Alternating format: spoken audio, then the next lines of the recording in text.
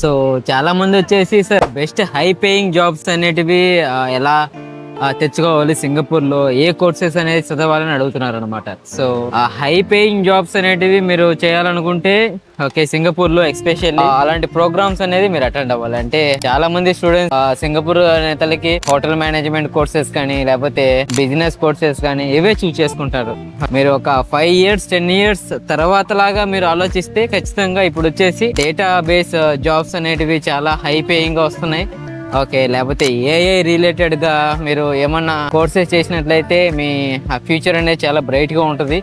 So లేకపోతే robotics సంబంధించిన course చేయాలనుకుంటే అది కూడా చాలా బాగుంటుంది అనమాట.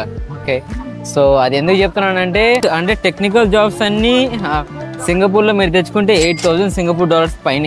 ఓకే, ఐటీ కూడా నేను ప్రిఫర్ చేయను ఒకవేళ మీరు చాలా హై పేయింగ్ జాబ్స్ అనేది కావాలనుకుంటే. So mostly AI related courses అనేది చేయమని చెప్తాను. సో ఇంకొకటి అయితే డేటాబేస్ కోర్సెస్ అనేది చేయమని చెప్తాను. రోబోటిక్స్ సంబంధించినవి లేకపోతే హెల్త్ కేర్ రిలేటెడ్ కొన్ని కోర్సెస్ ఉన్నాయి, అవి చేయమని చెప్తాను. సో ఇవి వచ్చేసి మనము టాప్ కాలేజెస్ లైక్ అవెంటీస్ గ్రాడ్యుయేషన్ స్కూల్ కానీ లేకపోతే కప్లాన్ కానీ లేకపోతే MDIS కానీ MIT కానీ, సో ఈ కాలేజెస్లో అనేది అవైలబుల్గా ఉన్నాయి అన్నమాట. కోర్సెస్ ఫీజు ఏంటి, తర్వాత ప్లేస్మెంట్ గ్యారెంటీడ్, ప్రతిదీ మీరు తెలుసుకోవాలనుకుంటే మీరు మా టీంని మీరు కాంటాక్ట్ అవ్వండి. సో ఫ్రీ కన్సల్టేషన్ అనేది తీసుకోండి.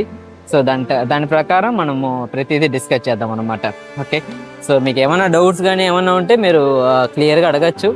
సో దాని ప్రకారం మనం ప్రతిదీ డిస్కస్ చేసి సో ఒక 2-3 కన్సల్టెన్సీస్తో మీరు కంపేర్ చేసిన తర్వాతే మీరు అప్లై చేయొచ్చు. Thank you.